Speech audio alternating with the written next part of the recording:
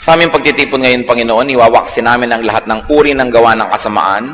We reject, rebuke, and drive away in the name of Jesus any presence and any work of evil in our midst. We place ourselves under your custody, under your protection, under your loving care, O God. May you do your will, and may only your will be done in our midst right now. Panginoon, lubusin niyo po ang inyong tagumpay. Be victorious in our lives. Be victorious in this activity, and be victorious in the outcome of this activity. Sit on your throne of power, preside over this event, and let your will be done in our midst. Use your servant only as an instrument of your goodness, but let your mouth be the source of all the words that we will partake of. Let your throne be the source of all the grace that will flow into our lives. Patawarin niyo po kami sa aming mga kasalanan, anuman yun, Panginoon. Linisin niyo po kami. Paging dapatin niyo kaming tumanggap ng pagpapala. Ayaw namin na makipagniig sa inyo at pagkatapos ay wala kaming maiuwing pagpapala. Samahan niyo po kami at kayo po, Panginoon, nang siyang manguna. Speak with authority because you are King of Kings, Lord of Lords. And speak, Lord, so that as we hear your words, we get healed, we get strengthened, and we become more and more like your Son, Jesus. We ask you, Father, let your grace abound in our midst. In the name of Jesus, your Son, we pray. The root and fruits of worry. Why should we worry? And what should we not worry about? At yan po ang ating unang pag-uusapan, what not to worry about.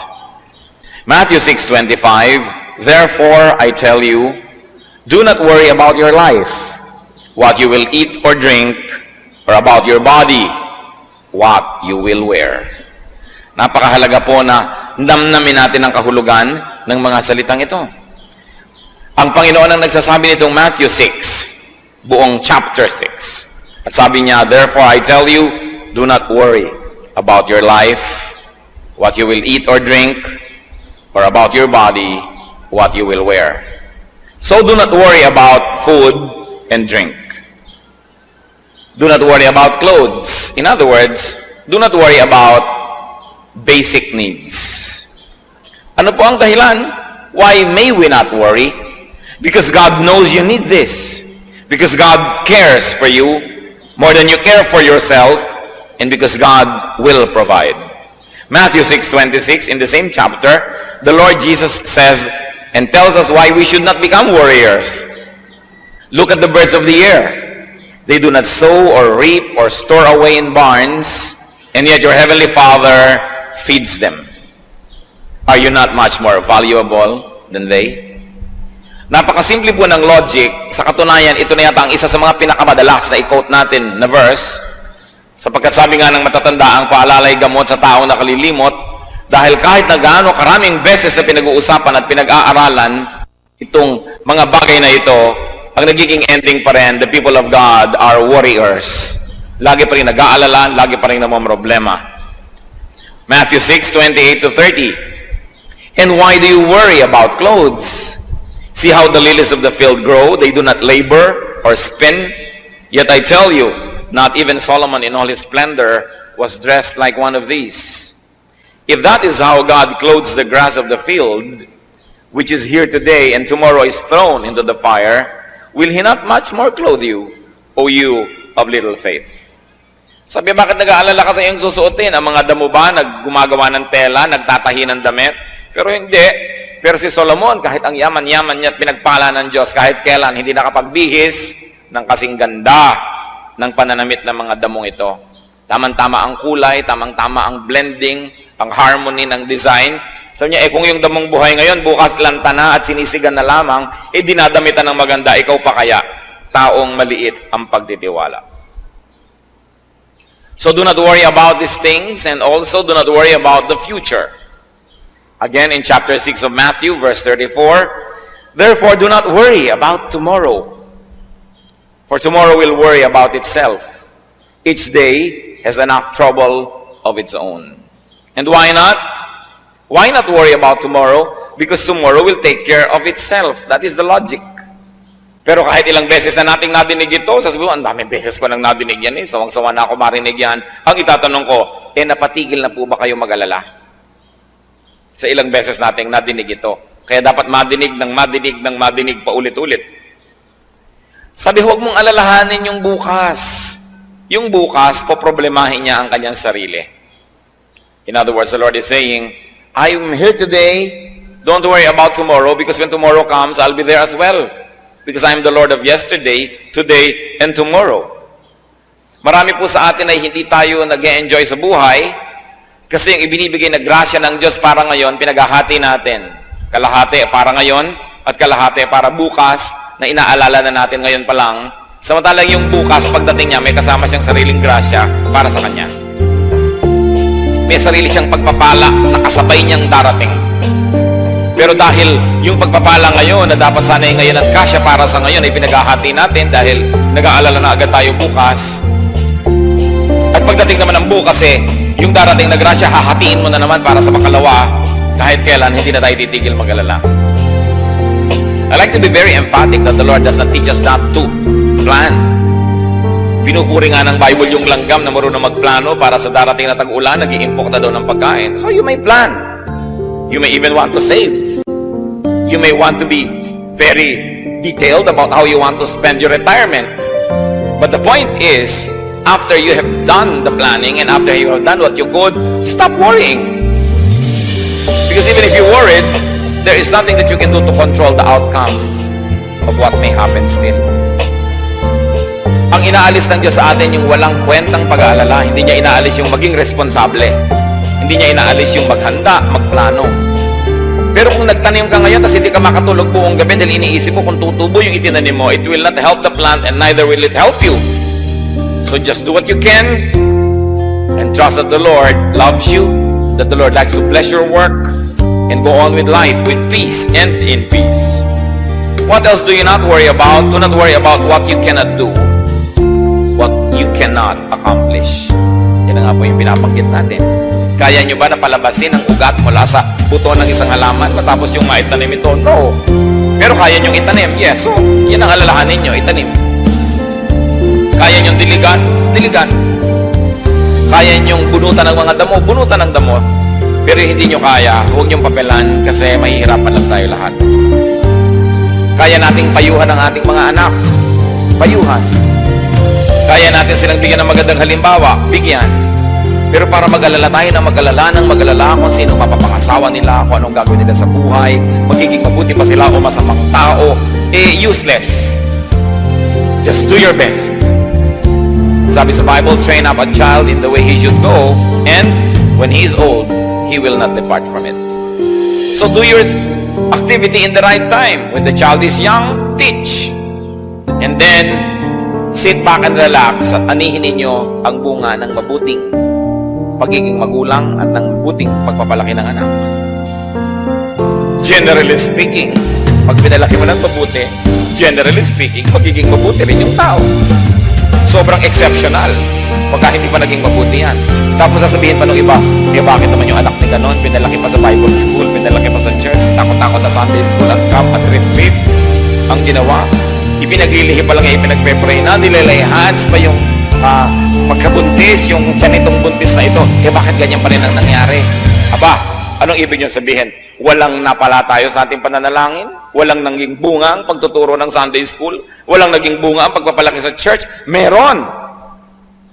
Pero sasabihin nyo, bakit nagkaganon pa rin? Yun nga kung hindi yan pinalaki sa church, hindi yan tinuruan, hindi yan ipinanalangin, baka nadaig na yan si Satanas. Kaya yung may nagawa pa rin mali, huwag mo sasabihin na baliwala ang lahat ng pagpapalaki. Dahil sa pinalaki mo pa rin ang tama at nang magagawa mo, na-control pa, nagkaroon pa ng hangganan dahil maring lampas-lampas pa dyan ang pupuntahan yan dapat. Wala pong mabuting gawa na nasasayang. Walang mabuting pagtuturo ang sasabihin mong nasayang. Sasabihin pa diba, sayang lang ang pagbabible study mo, ganyan lang pala ugali mo, tumigil ka ng pagbabible study. Sabi siguro, kung hindi ako nagbabible study, inilibing na kita ng buhay. Kaya pasalamat ka, nagba-Bible study ako. Iniirapan lang kita. Siyempre kasi merong ini-expect ang tao pag malapit ka sa Diyos. Pero kahit kailan mga kapatid, huwag kayong matutuksong isipin na ang gawang kabutihan, ang pagsunod sa Diyos, ay walang bunga. Nakakita lang kayo ng pangit, yung pala dapat mas higit pang pangit yon kung hindi lang na-control ng naitanim nyo ng mabuti.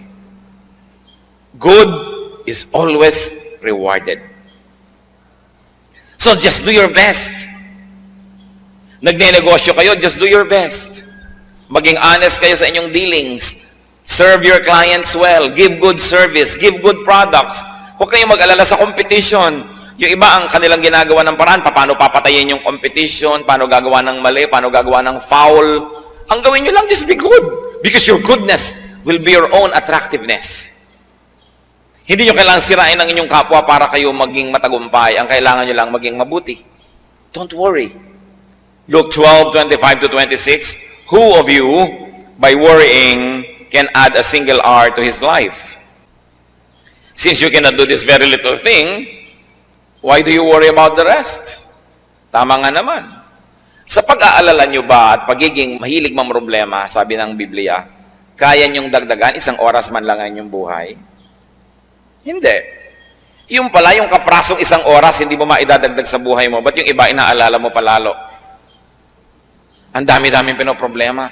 Pastor, meron pong nababalita na meron daw planetang babangga sa Earth. O ano ngayon ang gagawin ko? Lilipad ako sa hangin at hakarangin ko ang planeta. Kung nabalitaan kayong ganyan at hindi ipanalangin nyo at pagkapanalangin, tama na dahil ano magagawa natin kung yung pagkalaki-laking kometang babangga sa Earth? Naku, malapit po tayo sa dagat. Paano po pag magka-tsunami? Kahit naman pumunta ka sa bundok at nabiyak yung bundok at kinain ka, patay ka pa rin. So why worry about these things? But of course, kung minsan magbabakasyon kayo sa tabi ng beach, pipili kayo ng titirhan yung katabi ng tubig o medyo mataas-taas, siguro doon naman kayo pwedeng maging ngayong a good planner. Sabihin natin, doon tayo sa mataas-taas para kung may baha-baha man lang hindi tayong unang-unang tamaan man lang. Magkaroon mo lang tayo ng oras na tumakas-takas. Pipili kayo ng kwarto sa hotel, pinipili nyo man lang sana yung kung meron kayong kakayanan yung mas malapit sa fire exit. O tinitingnan nyo, nasa ba ang fire exit nito? Hindi masama yung ganun, hindi worrying yon. Because you do what you can. Pero yung buong gabi hindi na kinakatulog dahil baka may sunog. Hindi na nga natuloy yung sunog, nangayayat na rin kayo. Tapos kung natuloy pa, nasunog kayong payat, doble ang pagkalugin nyo. Because worriers lose twice when what they worry about actually happens. Yung pinangangambahan nyo, pag nangyari, 2 beses kayong magdurusa. Nung ini-imagine nyo pa lang at nung nangyari na. Ngayon, kahit hindi yan mangyari, kung kayo warrior, at least minsan na kayo nagdusa nung iniisip nyo pa lang. Kaya mahirap yung isip ng isip. Manalangin. At pagkatapos manalangin, ipasa Diyos. Matapos magawa ang kayang gawin ng tao. Do not worry about non-essentials. Those that do not have lasting or eternal value, those that do not have impact on the spirit, pwede natin yang masabing maliit na bagay. Mga kapatid, pagka hindi po mahalaga 5,000 years from now, hindi yun masyado mahalaga. Kaya hindi dapat masyadong alalahanin. Sabi ng Panginoon kay Martha, nung si Martha ay abalang-abala sa paggawa sa kusina because she wanted to serve her guests very well, Luke 10:41, the Lord said to Martha, Martha, Martha, the Lord answered, you are worried and upset about many things, but only one thing is needful. Sabi niya, marami kang iniisip masyado, iha. Isa lang ang mahalaga, at yun ang kabanalan, madilig ang salita ng Diyos. Kaya huwag mo nang masyadong alalahanin. Kung hindi masyadong maging maayos ang preparasyon mo ng pagkain para sa mga bisita, kung nakakain na sila ng pagsalita ng Diyos, yun ang mahalaga. Siyempre, hindi naman ibig sabihin, hindi na natin aayusin ang pakikitungo natin sa ating mga bisita, pero may hangganan. Napakarami ko na pong nakita na yung bahay nila, binubuksan nila for Bible study or for fellowship. Ang lahat na bless, puwera ang may-ari ng bahay. Kasi every 10 minutes, tumatayo, pumupunta sa kusina. Every 5 minutes, magbubukas ng electric fan. Mag-check ng lamig ng kwarto. Ang daming inaasikaso. Hindi masama. Pero tulad ni Martha, sabi ni Lord, maraming bagay ang pinag-aalalahanan mo. Hayaan mo na yan. Isa lang ang tunay na mahalaga na makakain ng salita ng Diyos. Kung ito ang masasakripisyo dahil sa marami mong inaalala, huwag mo lang alalahanin ang mga bagay na yan. Kung minsan pupunta ka sa church pero inaalala mo ito, inaalala mo yun, ay hindi yata maganda yung damit ko, hindi yata ito ang gusto kong isuot. Yun ang sinasabing, many things are not needful. What is important is to grow in the Lord. What worry brings about? Ano ang bunga? Pinag-usapan po natin yung puno, yung ugat ng pag-aalala. Ano ang bunga nito? Ano ang naidudulot ng pag-aalala? Matthew 13:22, the one who received the seed that fell among the thorns is the man who hears the word, but the worries of this life and the deceitfulness of wealth choke it, making it unfruitful. Ilang daang libong beses na rin nating nadinig ang verse na ito. Ang pinag-uusapan dito, yung iba't ibang uri ng lupa na nahulugan, nataniman ng buto, ng seed. At dahil iba't iba ang napaghulugan ito at napagtaniman, iba't iba ang nangyari doon sa seed. May tumubo, namatay agad, may tumubo ng konti at maya-maya, tsaka pa lang siya namatay. Meron namang tumubo nga, hindi naman makalaki-laki, at meron namang namunga ng maganda. Sabi, depende sa pinagtaniman. At itong pinag-uusapan natin dito na buto, yung salita daw ng Diyos, napatanim sa puso ng isang tao. Maaaring ang pagiging banal, ang pamumuhay ng makadiyos, napatanim sa puso niya at gusto niyang gawin. O ang paglilingkod sa Diyos, ang ministry, napatanim sa puso niya, gusto niyang gawin, ginagawa niya. Pero, nagtubuan yung mga kotak-kotakot na mga dawag at mga damo at mga tinik, mga siit. Natalo yung halaman. Buhay nga, pero hindi naman namumunga. So ikaw, nagpasya ka na maging makadiyos, tapos naging maalalahanin ka na naman, teka, kung magiging makadiyos lang ako, hindi ako gagawa ng ibang paraan, paano ako yayaman? Sabi, the deceitfulness of wealth, choke it. Paano ko yayaman? Paano ko maa-afford ang mahal na mga school para sa aking mga anak?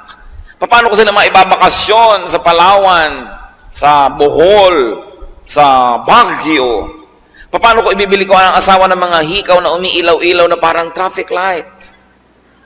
Paano kami magkakakotse? So ngayon, yung naging determination mo na, naging makadiyos, itatapon mo na naman dahil I have to make compromises. Kailangan akong gumawa ng paraan eh. At yun namang mga nagpasya na maglilingkod sa Diyos, biglang nag-isip na naman, kung lagi na lang ako maglilingkod sa Diyos, nababawasan ng oras ko para sa sideline. Nababawasan ng oras ko para sa ibang mga pwede kong magawang ikayayaman ko. So, saka na lang yung paglilingkod, balik na naman ako sa paggawa ng pakayamanan. Itong sinasabi ng Panginoon, the deceitfulness of wealth, choke it, making it unfruitful. And why was wealth able to deceive? Because the person was worrying. The moment you open your window to worry, parang hangin yan, papasok na. Maraming kasama. Parang meron kang isang inimbita, ang dami niyang kasama. Pag meron kang isang pinayagan na makapasok sa buhay mo, ang dami niyang kasama. Di ba alam niyo yan? Inibig niyo lamang itong isang lalaking ito, nung naging asawa niyo na ang daming kasama, ang nanay niya, ang tatay niya, ang mga kapatid niya, ang lahat-lahat. Inibig niyo lang itong babaeng ito, yung pala kayo magpapakala ng mga kapatid niya pagkatapos. Kasi nung pumasok siya sa buhay niyo, ang dami niyang kasama. Kaya iniingatan natin kung sino pinapapasok sa buhay natin. Pag pinapasok po natin sa ating isip at puso ang pag-aalala, marami rin siyang kasama. Mga pandaraya ng sanlibutan, pananakot ni Satanas, yan ngayon ang bablackmail sa lahat para kalimutan ang ating pagiging makadiyos, talikuran ang ating mga pangako sa Diyos dahil tayo nagiging sobrang maalalahanin. So what are the fruits of worry? Just like what we have read, worry chokes. Sumasakal. Worry binds, worry kills. Worry also defocuses from God. And it focuses on the negative. In fact, it focuses on Satan. Mga kapatid, makinig kayo mabuti. Pag tayo nag-uumpisa na mag-alala, hindi na tayo nakatingin sa Diyos nun. Nakatingin na tayo doon sa problema. pag tinitigan nyo ang problema. Lalaki yan ng lalaki at tayo'y liliit ng liliit. Huwag niyong tititigan ang problema, ang titigan nyo ang Diyos na mas malaking hindi hamak kesa sa problema.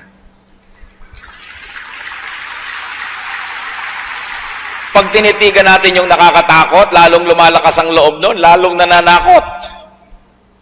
Pero dapat ang tititigan natin yung Diyos, who is Lord of Lords, who is King of Kings. And you must never forget that in the name of Jesus, every knee will bow in heaven, on earth, and under the earth. Ito ang gusto kong hamon sa ating lahat. Sukatin natin ang bawat sarili natin. Tandaan nyo, oras na nag-aalala na kayo, di na kayo nakatingin sa Diyos. Kaya alalahanin ng Diyos. Alalahanin ang kanyang mga pangako, ang kanyang mga salita, ang kanyang mga ginawa, ang ginawa ng Panginoon sa lupa, ang mga iniwan niya at binitaw ang mga pangako, ang kanyang salita. Mabubuo muli ang ating determinasyon na sa kanya umasa. But remember, hindi lang yung religion na parang nakakalasing, na wala ka nang ginagawa kundi magdasal, wala ka nang ginagawa kundi umasa ng himala. Hindi yun. Ginagawa natin ang kaya nating gawin at ipinasa sa Diyos ang magiging bunga. Pero hindi pwedeng sa umpisa lang ipinapasa Diyos mo na. Yan nangyayari na ang relihiyon ay nagiging isang masamang bisyo. Kung ang tao hindi na gumagawa ng tama, ng mabuti, at iniaasa na lang sa himala ang lahat ng bagay. Kailangan magkasama yan. Faith and works must always blend together. Luke 12:29-30. Do not set your heart on what you will eat or drink. Do not worry about it. For the pagan world runs after all such things, and your Father knows that you need them. Sabi niya, alam niyo kung sino lang ang dapat nag-aalala kung may kakainin pa sila, kung mabubuhay pa sila, dapat niyo lang mga taong walang Diyos. Sapagkat yung mga taong walang Diyos, walang aasahan, walang pinanghahawakan, sa kanila lang bagay ang pag-aalala. Pero sa mayroong Diyos, hindi bagay yan. Sa Diyos na nagsasabing, 6 days you shall labor and do all your work. And on the 7th, you will rest. In the same manner, the Lord is saying, do what you can, work hard. But after working hard, you rest. Because what you plant, you will harvest. Kung anong itinanim mo, aanihin mo rin. Sabi, hindi bagay sa inyo na mayroong mga Kristo sa puso ang pag-aalala. What else does worry bring about? Worry drains energy. Naranasan nyo na ba na managinip na hinahabol kayo ng kung ano man o sino man? At nung nagising kayo, kahit sa totoo lang, nakahiga lang naman kayo, kayo'y pagod na pagod. Naranasan nyo na bang nanaginip kayong kayo ay nalulunod? At nung nagising kayo, talaga namang habol-habol nyo inyong hininga. Naranasan nyo na bang managinip na merong nakatatakot na bagay at nung nagising kayo talagang takot na takot kayo? Panaginip lang yon, hindi yon totoo. Ganon din ang pag-alala. Kahit hindi totoo ang ini-imagine ninyo, para na ring totoo ang effect sa inyong katawan. Parang selos. Naranasan niyo na ba magselos? Naaalala niyo si Mr. o si Mrs. o maaalala mo si boyfriend o si girlfriend na may ibang kasama? At dahil makulay ang iyong imahinasyon, pati ang kanilang iniinom na buko, alam na alam mo ang korte. Pati yung kortina sa kanilang likuran ay alam na alam mo. At pati ang kanilang ginagawang pagsusuyuan ay alam na alam mo ang detalye. At tapos nagiinit na ang iyong tenga at tumitirik na ang iyong buhok at lumalabas ang iyong mga pangil at mga kaliskis. At galit na galit ka na at tumatahip ang dibdib mo. Pero ang totoo lang nasa isip mo pa lang yon. Yan ang power ng imagination. Kaya dapat yung pag-imagine natin, mga kapatid, ginagamit natin doon sa positive. Yung iniisip mo kung paano ka bubuti sa buhay, anong magagawa mong mabuti sa lipunan, yung kabana lang magagawa mo, iniisip mo pa lamang nag-uumpisa na mangyari. Pero yung negative, iniisip mo pa lang, umaani na ang katawan mo ng napakaraming lason. Kaya ang lagi sinasabi ni Lord yung, do not commit the sins of the mind. The sin of imagination. Because even if it doesn't become physically real, the effects will already be toxic to you. Apektado ka na agad yan. So, it drains energy. Nakakawala ng lakas ang pag-aalala. Proverbs 12:25, an anxious heart weighs a man down. Yang pusong maraming dala, mabigat na mga dalahin, nakikita mo sa muka, nakikita mo sa katawan ng tao. Kasi kahit po hindi totoo yung mangyari, pag sa mind mo nangyari na, nagkakaroon na ng chemical changes in your blood. Nagkakaroon na ng changes sa ating katawan and it becomes difficult for our body to bear it. That's why Satan wants you to worry. Because Satan is a thief. He comes only to steal, kill, destroy. That's why he wants you to worry. He gives you all reasons to worry. And then he sends people to you to whisper things into your ears to make you worry. Nararanasan nyo ba na tahimik ang inyong buhay, ang saya-saya nyo, may darating na tao, ang dadalhin lang niya, nakakapag-alala, pero wala naman siyang dalang solusyon? Avoid such people. Worry destroys faith in God. As we have said, you begin to focus on the problem, not on the solution. You begin to focus on the negative, not on the positive, not on the power of God. So it destroys confidence in God. And without faith, it is impossible to please God. And if God is not pleased, His blessings will be withheld. That's why Satan wants you to worry, because when you worry, you lose faith. When you lose faith, you lose your connection to God. And then He begins to corner you. And he begins to play with your life. That's why Satan wants you to worry. Worry gives the devil space. Kaya sabi sa Ephesians 4:27, do not give the devil a foothold. Huwag mong bibigyan si Satanas ng kahit konting espasyo. Dahil makakagawa siya ng paraan na pag nakapasok na siya sa iyong puso, palakihin ng espasyo na yun. And worry gives the devil a foothold. How not to worry then? Paano? Jeremiah 17:7-8. But blessed is the man who trusts in the Lord, whose confidence is in Him. He will be like a tree planted by the water that sends out its roots by the stream. It does not fear when heat comes. Its leaves are always green. It has no worries in a year of drought and never fails to bear fruit. What is the way to blessedness? Sinasabi dyan, trust in the Lord. Why do we worry? Because we trust in ourselves and we know that we ourselves cannot be that powerful to contain and to solve our problems. Why do we worry? Because we trust in other people. Then, the complicating worry is, what if those people left us? What if they do not come on time? What if they fail us? Then you worry. We worry because we trust in things. We say, I am okay because I have a lot of money. We are okay because we have a good house, because we have this, because we have that. So what is the complicating problem? Hindi ka natitigil magbantay ng kayamanan mo, ng bahay mo, ng bagay mo, kasi doon ka na nakaasa. Nakaasa ang iyong prestige sa magandang kotse, kaya konting gas-gas lang, pinaproblema mo na. Ang layo-layo sa bituka. Nakikipag-away ka dahil nagasgasan yung kotse mo. Dahil ano ba yun? Inaasahan mo na yun ang magbibigay ng ningning sa iyong pangalan? Kasi kung sinasabi mo lang, ito ang magbibigay sa akin ng transportasyon so that I could travel from point A to point B, ano ba naman konting bangas dyan, konting ukad dyan, basta't umaandar ka at safe ka. Pero dahil siguro marami kang ibang inaasahan na ibibigay sa iyo ng ganda nun, kaya ka ngayon naman problema. May dumaan lang na konting tricycle, nakatingin ka, baka magasgas ang kotse mo. Kaya nakikita mo, mga taong barong Tagalog pa daw, naka-Amerikana, halos magbakbakan doon sa sulok, sa isang kanto, at yung nakahambalang ang sasakyan nila, inabala nila ang buong syudad dahil nagkagalusan ng konti. Hindi pa tinamaan ang katawan nun, kotse pa lang, nagpapataya na. Ano pa kung yung kamay niya ay nadurog? Marami kasi tayong ginagawang at minamanufacture na problema. Kanino po ba tayo nagtitiwala?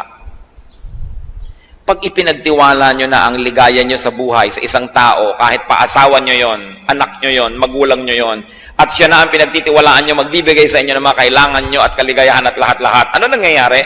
You become possessive. Kaya yung taong walang iniibig, tayapa ang buhay. Subukan yung mainlove at napakarami kayong magiging worry, nag-aalala kayo, nagseselos kayo. Mapatingin lang sa iba, nag-aalala na kayo. Kung ano-ano na, kaya kung ano-anong operasyon na ang ginagawa sa mukha dahil tingin ng tingin ng asawa sa iba. Isa mo, di tumingin ka nga, bahala ka, basta nagagandahan sa akin ng Diyos, ginagawa ko ang best. At ang kaligayahan ko sa Diyos ko, iaasa ko. Nandiyan ka, salamat sa Diyos, at kung wala ka, may Diyos pa ako. Pero oras na iniasa mo lahat sa tao, ano mangyayari? You will possess that person, and you will guard that person, and you will never be able to sleep. Meron pa po ng mga ginang na naglalagay ng mga panghuli ng daga nakapaligid sa kama nila. Dahil baka daw ang mga katulong nilang babae puntahan ang kanyang asawa sa gabi. Aba, hindi ako nagbibiro. Kung siya ngayon ang maihi sa gabi, at nalimutan niyang marami siyang inilagay doon, isipin yung pag-aalala, bakit sobra ko naman itong babantayan? Aba, kung ayaw nga ba niya sa akin? Di we both lose? Pero yung para ka lagi naghahabol, check ka ng check, nasan ka na, wala ka na sariling buhay nun. Why? Dahil iniasa mo na ang iyong kaligayahan sa iba, na yung pag-ibig lang niya ang makakabigay sa iyo ng buhay. Kaya sinasabi ng Bible, love the Lord your God with all your heart and with all your soul and with all your mind. Because when you love God and you make Him number one, you are sure that your number one will never leave you. So kung may asawa ka, dapat number 2 lang yan. May anak ka, number 3. Kasi dumating mat umalis yan, nalulungkot ka, iniinda mo, pero buhay ka pa. Kasi may Diyos ka eh. Pero pag tao na ang ginawa mong Diyos, wala ka nang gagawin sa buhay kundi mag-alala. So hindi, talagang napaka-faithful ng mister ko, talagang mahal na mahal ako niyan. Okay. Tuwing sasakay naman niya ng aeroplano, nervyos na nervyos ka. Tuwing magbibiyahe, wala ka nang ginawa kundi mag-alala. Kasi wala, anino ka na lang niya, hindi ka na tao eh. So mahal kita, nag-aalala ko para sa'yo, ipananalangin kita. Ayoko pa sanang kunin ka ng Panginoon, sana kunin tayo sabay, magka-holding hands. Pero kung kinuha ka na, malulungkot ako siyempre, pero ipagtitiwala kita sa Diyos at ipagtitiwala ko pa rin ang sarili ko sa Diyos. Yan ang pinagkaiba ng may Diyos. Kaya sabi ni Lord, bakit kayo nag-aalala na parang wala kayong Diyos? These things belong to pagans. But for people who have God in their hearts, you are stable. Nauuga ka lang ng konti. Nawalan ka ng kayamanan, nauuga ka ng konti. Nawala ang mahal natin sa buhay, nauuga ka ng konti. Kasi ang tibay-tibay ng Diyos na nasa kalooban mo. Kaya ang gusto ng Diyos, number 1 siya eh. Hindi para dahil lagi na lang siya gusto niyang sikat siya. Kasi alam niya, kawawa tayo pag ginawa natin na tao lang o bagay lang ang number 1 ng buhay natin. Dahil yun talaga mapanganib ang iyong kalagayan. Kasi ang number 1 mo ay maaari kang iwan at di ka man iwan, maaari siyang mawala. Gusto man niya o hindi. Kawawa ka. Fall in love with Jesus. Continue to develop your loving relationship with Jesus. It will correct your all other loving relationships. With people, with things, even with your pets. Malalagay sa tamang lugar ang lahat. And you will become stable. Nagiging matining ang loob ng isang taong may pag-ibig sa Diyos.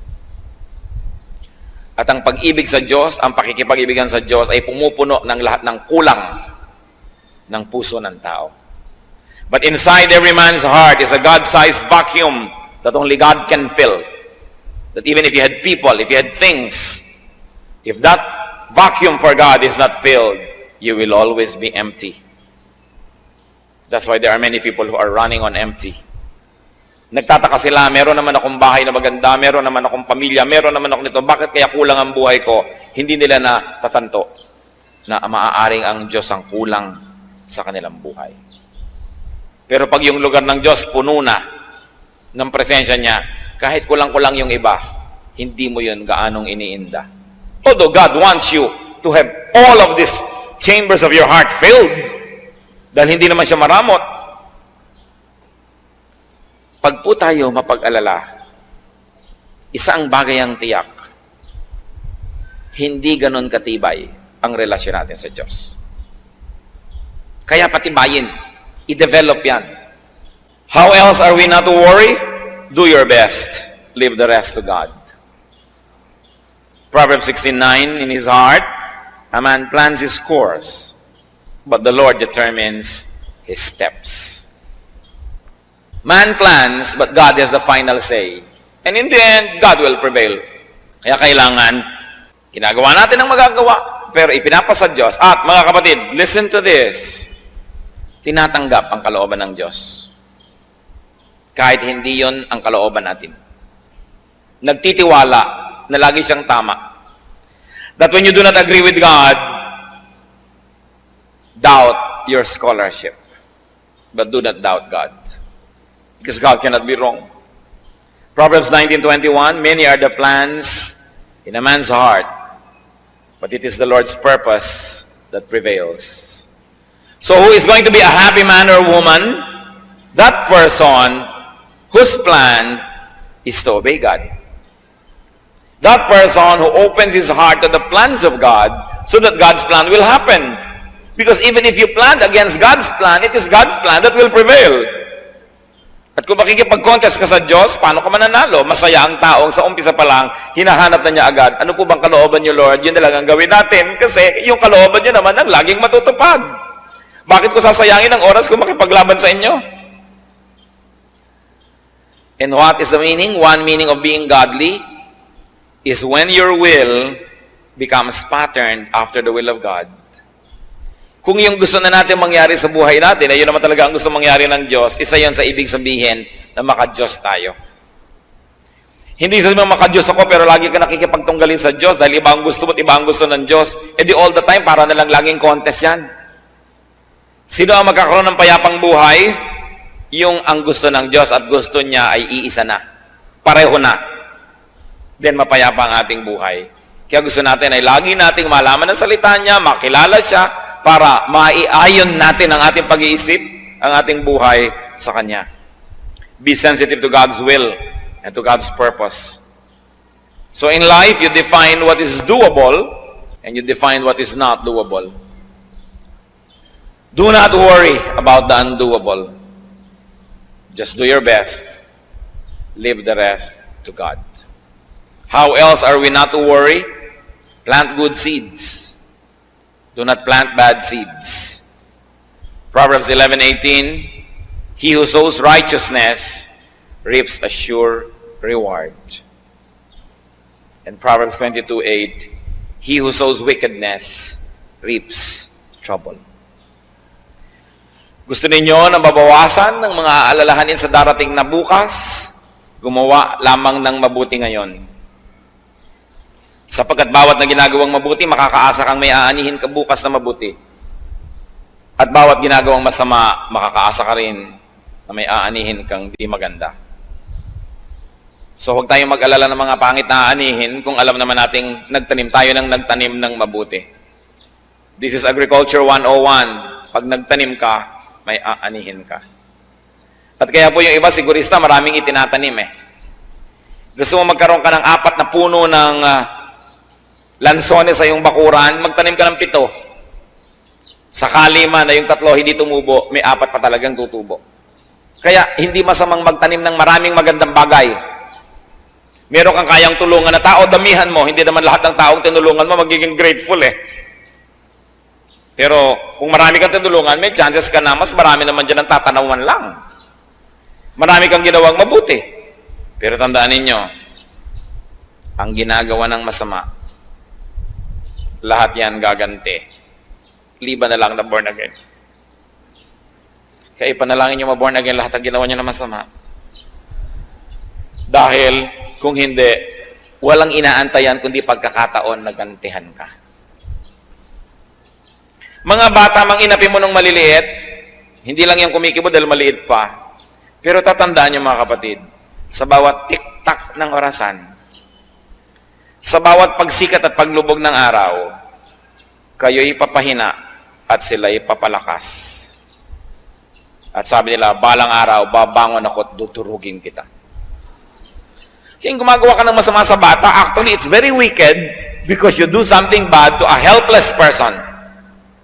And two, it is very unwise because you are planting negative things that you will harvest.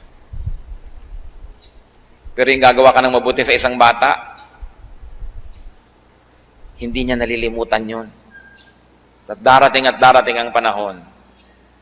Hahanapin kanya mula sa apat na sulok ng daigdig para dalang kanya ng isang guhit na kastanyas. Blessing. Ang Bible lang may sabi, ang mabuting ginagawa, aani. Be good. Be good. Proverbs 28 verse 1, the wicked man flees, though no one pursues. Ang isang taong masama, tumatakbo kahit walang humahabol. Evil men run, though no one chases them. Kaya yung mga marurumi ang isip, ganun yun. Maraming karumihan ang isip nila, kaya hindi sila payapa. At pagkatapos ina-assign nila sa iba yung iniisip nila. So what do we do? How not to worry, brothers and sisters? Avoid warriors. Huwag kayong sasali sa Warriors Club. Tapos founding chairman pa kayo. Don't join warriors. Avoid negative people. Avoid complainers. Deal with them only to minister to them, but do not be friendly with them. Huwag kayong mga kapalagayang loob nyo, yung mga lagi na lang natatakot at nag-aalala, kasi nakakahawa yan. Go to them to minister to them. Go to them to bring them the light of the gospel, but do not fellowship with them. Hihilahin nila kayo pababa. Proverbs 13:20, he who walks with the wise grows wise, but a companion of fools suffer harm. And worrying is foolishness. Fools worry a lot. Wise people do what they can and then trust God. So sabi niya ganun, huwag kang makiwarkada sa mga ganyan. Remember God's goodness. Remember to be thankful to God. Remember God's track record and you will have nothing to worry about. Alam natin yung nasukol ang mga Israelites, ng mga Egyptians sa tabi ng pampang ng dagat. Sasalakayin na sila. Nag-worry sila. Pero yung binabasa natin yan, hindi tayo nag-worry kasi alam natin yung ending nahati yung dagat, nakatawid sila. Ang nag-worry lang yung nabuhay ng panahon na yon na hindi pa nila alam na hahatiin. Pero tayo alam na natin hinati ang dagat. Alam na natin na marami nang nilutas na problema ang Diyos para sa mga tao. Alam na natin na inilubog man niya ang buong daigdig, pinalutang naman niya yung sasakyan ni Noah at ang pamilya ni Noah ay nakaligtas sapagkat nalulugod siya sa pamilya na yon.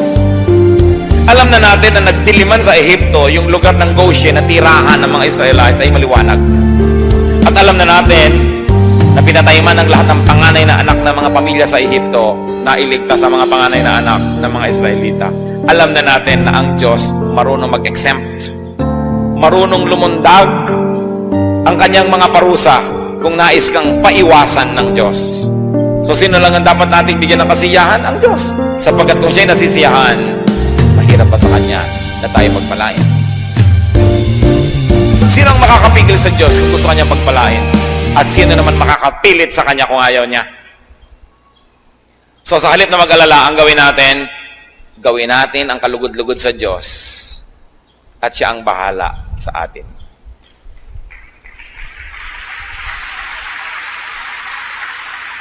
Napakaganda ng word na bahala.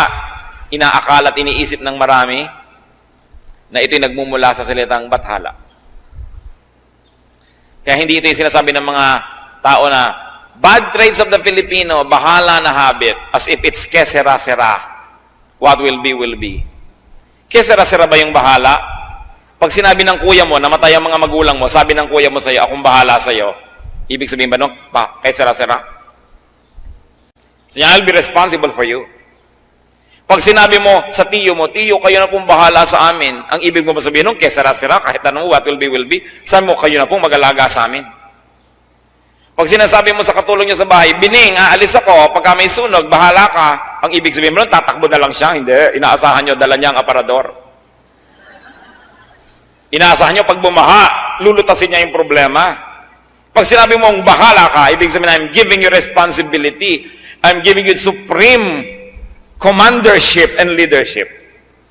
Yun ang kagandahan nun. Kaya, kung bahala ang Diyos sa atin, siya ang bathala, maibigin, matulungin, mapagmahal. So, anong dapat natin gawin sa buhay? Bigyan natin ng kasiyahan ng Diyos. At pag nasisiyahan ng Diyos, siya talaga ang bahala. Pero kahit anong pagpupunyagi ang gawin natin at pagsisikap, kung iniinis naman natin ng Diyos, ino-offend natin siya, masasayang lahat ang ating pagsisikap. Huwag tayong malilibang kahit kailan. Pleasing God is the primary duty of our life. Not to please yourself at the expense of your relationship with God, because that will work on the reverse. Psalm 31:19. How great is your goodness, which you have stored up for those who fear you, which you bestow in the sight of men on those who take refuge in you. Worry is like a tree. It has roots. Uproot it and it will wither. Uproot the tree and you will not have to harvest and to eat poisonous fruits. Sino po sa atin ang mahilig mag-alala? Yumuko tayo sa Panginoon at makipagtuos. We have to be set free from the deceptions of darkness.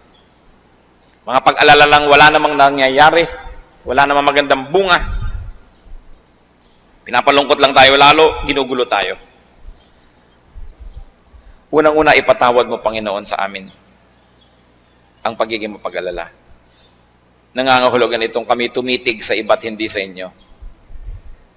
Patawarin niyo po. Ang bawat isang ngayon ay kumikilala nito, tumihingi ng tawad. Kahabagan mo po. Bigyan nyo ng linaw ang pag-iisip na makilala ang dapat kilalanin, maunawaan ang dapat maunawaan. Makita ang liwanag ng iyong salita, the logic of your promises, O God. May we connect the dots and may we see how to apply in practical terms all the lofty ideals of Scripture and all of these wonderful ideas that are in your book, the Bible. Lord, let your truth live in our hearts. Maging totoo sa aming pag-iisip, sa aming pagkilos at paggawa, ang mga katotohanang pinag-aaralan namin sa tuwina. Set your people free, O God, from this needless spirit of worry. And if there's anybody here who's being a worrier, comes from the evil one, in the name of Jesus, we reject your work, Satan. In the name of Jesus, we set the people of God free from your needless torture. And we set ourselves free to receive the grace, the peace, the wisdom that comes from God. Pinuputol namin ang aming kaugnayan sa anumang masasamang espiritu. At kung pagiging maaalalahanin ay nagmula sa mga minanang masasamang ugali sa mga kamag-anak, mga aring mga minana na relasyon sa mga masasamang espiritu, sa pangalan ng Panginoong Jesus, ngayon pinuputol namin ito. We wash ourselves with the blood of Jesus and declare ourselves your people, not pagans. Therefore, worry is not for us because we have you as our living God. O God, let your light shine upon these people. Let your face shine mightily and powerfully upon us. At nawa ang kaliwanagan mo ang magbigay sa amin ng kalayaan mula sa gawa ng kadiliman. At tuwing darating ang panahon na matutokso ang iyong mga anak na muling maging mapag-alala, Panginoon, ipaalala mo, kayo ang nangangasiwa, kayo ang Diyos, kayo'y nakaupo sa inyong trono at kayo'y Diyos ng mga Diyos at hari ng mga hari. Kayo ang solusyon, kayo ang sagot sa aming mga tanong at mga suliranin. Huwag kami kahit kailan magtiwala sa sarili lamang o sa kapwa-tao lamang o sa mga bagay lamang, kundi sa iyo kami lagi magtiwala. Palayain mo ang iyong mga anak, Panginoon, at nawa sa mga nalalabi pang araw na ipahihiram mo sa amin sa maiksing buhay na ito, malaman namin ang ibig sabihin ng tiwasay na pag-iisip. Malaman namin ang ibig sabihin ng payapang buhay. Kahit lahat ng gusto namin ay wala dyan, kahit maraming sa tingin namin ay kulang, yung kapayapaan mo ang pumuno sa amin at yung pagtitiwala sa iyo ang magbigay sa amin, Panginoon, ng tibay ng loob. Palayain mo ang iyong mga anak, alang-alang sa dugo ni Kristo na ibinubo para sa iyong mga anak, Panginoon. Hugasan mo kami mula sa aming mga karumihan. Palakasin mo kami mula sa aming mga kahinaan. Hanguin mo kami, Panginoon, sa mga kinasadlakang mga suliranin at mga pag-aalala. At nawa, Panginoon, in whatever station in life, in whatever amount of blessedness you allow us to have, may we continue to focus on you and may we rely on you alone. We rebuke your work, darkness. We rebuke your work, Satan, in the name of Jesus Christ, our living God. We declare ourselves the people of God. Therefore, entitled to the promises of God. Mga kapatid, angkinin ninyo ang mga pangako ng Diyos. Huwag kayong padaya kahit kanino man, kahit kailanman. Mabuhay kayong may kapayapaan at ang ating unahin, ang ating pagiging makadiyos, ang pagtrabaho ng tama at ang pagpapala ng Diyos di magkukulang ayon sa kanyang mga pangako. Salamat po, Ama. Salamat sa pagpapalaya mo sa iyong mga anak ni kailanman sa buhay na ito. Huwag mo kaming payagang madaya muli ng pag-aalala. Turuan mo kami, Panginoon, sa iyo lang humawak, sa iyo lang sumunod, sapagkat kayo'y mapagmahal at kayo ay Diyos namin. Salamat sa iyong presensya. Salamat, Ama, sa pangalan ng iyong anak na si Jesus.